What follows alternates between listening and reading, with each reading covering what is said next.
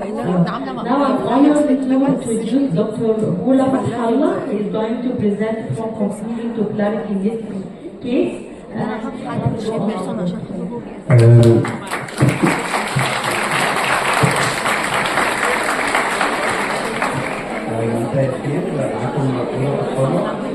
honored to present this case in front of all of you. الحالة اللي عندنا النهارده from confusion to clarity. حالة اسمها ميكال مايكل. الحالة كانت 7 شهور. CS second sibling of non-consanguineous marriage. كان في history of NICU admission for 5 days out of respiratory distress, during which the echo was done revealing ASD and mild pulmonary hypertension. The echo repeated at the age of 40 days, revealing normal study. The case was leading a normal life, nutritional, developmental, and vaccinated according to Egyptian schedule.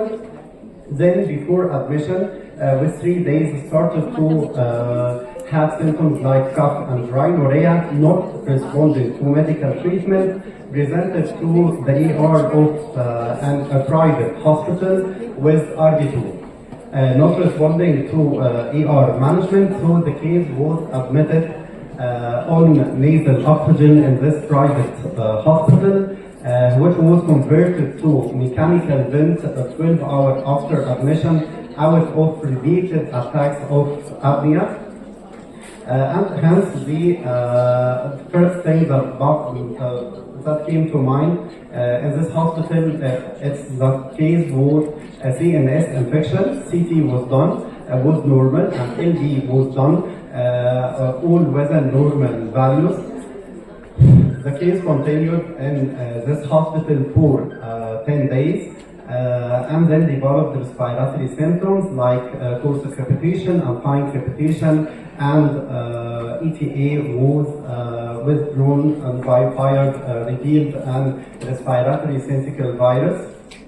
Then the case was referred to our hospital out of financial problems. The condition of the case on admission to our pediatric ICU was CNS. The case was active, conscious and alert with normal tone and reflexes, bugle round regularly active, cardiovascular was normal, chest was on mechanical vent low setting with bilateral equal air entry, and coarse and fine crepitation all over the chest. Chest X-ray revealed bronchopneumonia. And GIT, the case was MBO in 100% IV fluid with Vanamin G2 grams. After admission, labs revealed pneumonia, mostly ventilator-acquired pneumonia, which resolved with proper chest care and the proper antibiotic according to culture and sensitivity, and improved in the form of symptoms and radiological improvements. Then the case was planned for extubation, which failed 3 times out of bradycardia, CO2 retention, and repeated attacks of apnea. الوضع اللي كان بيحصل في الحالة كل مرة تقريبا الحالة كانت بتتفصل من الميكانيكال فنت، كانت بتبقى سموث اكستيوبيشن بصورة جميلة. بعدها بشوية الحالة بتبتدي الاي بي جي افتر الاكستيوبيشن 1 to 2 hours الدنيا زي الفل. تاني يوم السي او 2 90 100 and over 100. Then the condition, the case re-ventilated out of the apnea and the bradycardia. So the neurological consultation was done, which ordered an MRI. The MRI showed glutaric aciduria type 1.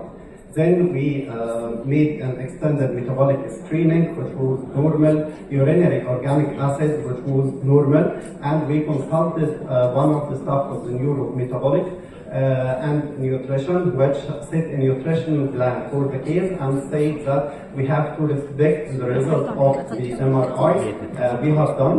After 10 days of the nutritional consultation and the plan for the case didn't improve, and also it enters in repeated attacks of apnea. Hence was the decision to transfer the case to a university hospital to continue the investigation of the case. The case was transferred to Akurish Cairo University Hospital of Children. And then the condition on admission at Aborish. CNS, the case was hypoactive but normal tone and reflexes, unconscious, cardiovascular normal, chest bilateral equal air entry with no adventitious found. GIT, the case was on full right feeding with no IV fluid. Patient was put on non-invasive ventilation since admission to the Pediatric ICU of Cairo University and monitored according to vitals and labs of the case, which revealed repeated attacks of apnea and CO2 retention after sleep. But while awake, the patient can withstand non-invasive and even room air.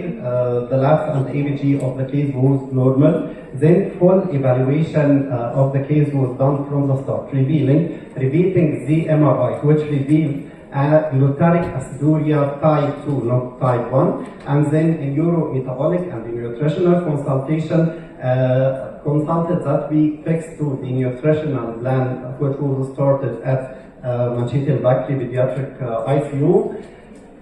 And then we have to exclude other causes of apnea. We have done an EEG which was normal, echocardiography which was normal, ECG normal, EMG of the case was normal, thyroid profile normal, and sepsis screening with stool cultures from the patient was normal, and sleep study revealed a mild obstructive apnea of the case. So we had done an ENT consultation and a flexible bronchoscope of the case, first to maintain an airways of the patient, which was clear, then a flexible laryngoscope of the patient, which revealed a mild stenosis of the nostril of the patient, and said to us that we have to clear all the upper airways and remove the rhine, and to monitor the patient during sleep with a patent airway totally from the nostrils, the trachea, and see whether she is going to enter an apnea attacks or not. This was done for 3 nights. During every night, the patient was entered in repeated attacks of apnea, resolved only by returning the patient to non-invasive ventilators. So the decision was taken that the appropriate diagnosis of this patient was central hypoventilation syndrome, and we are going to discharge the patient on home IPAP. The obstacle to this patient was the proper choice of the BiPAP to the patient, which will sense the process of the patient, and the proper choice of the face mask to the patient, which will not leak air from the patient.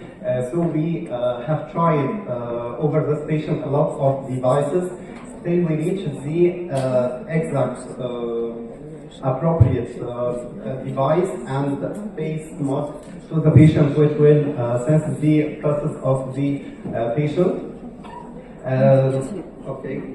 Then the family of the patient or the caregivers of the patient was trained to deal with the patient, and the patient was sent home. But before sending the patient home, we decided to have a full exome sequence of the patient, and waited to the result of the full exome sequence, which revealed that the patient had a FOX2B gene defect, which is responsible for the central hypoventilation syndrome, which is responsible for the apnea attack for the patient. The patient was sent home. She is she got growth. She is now around 10 months. She can even walk. She is leading a normal lifestyle. And the neurometabolic consultation, the second one after the result of the WEES was done, and they said we returned the patient to normal nutritional plan with no restriction, and the patient now is very good.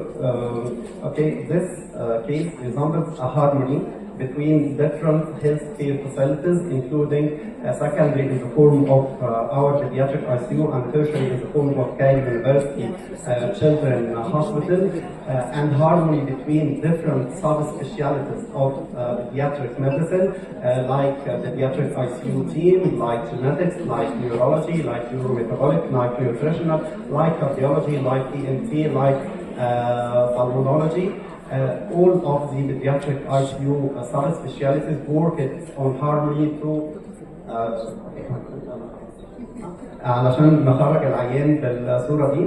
تاني حاجه بس حابب اشكر الجزء بتاع الانجينيرنج البايو انجينيرنج، لان من غير الاجهزه بتاعه البايباب العينه دي كانت هيتحكم عليها ان هي قاعده طول عمرها على جهاز تنفس في الرعايه. تالت حاجه حابب اشكرها، ويمكن هو كان عامل لنا مايك مير كلنا اهل الحاله نفسها، لان الاب كان متيكلس ان هو بيسال على every ديتيلز. بس بابا الحاله دي كان يعني اور بيجر سبورت في الرعايه، كان مدعم لينا بصوره كبيره في التدوير على الاجهزه، فاهم كل حاجه دلوقتي في الجهاز وعارف يشغل الجهاز من الالف للياء، بيعرف يتابع ايه في العيان. وحابب اشكركم كلكم ان انتم سمعتوا.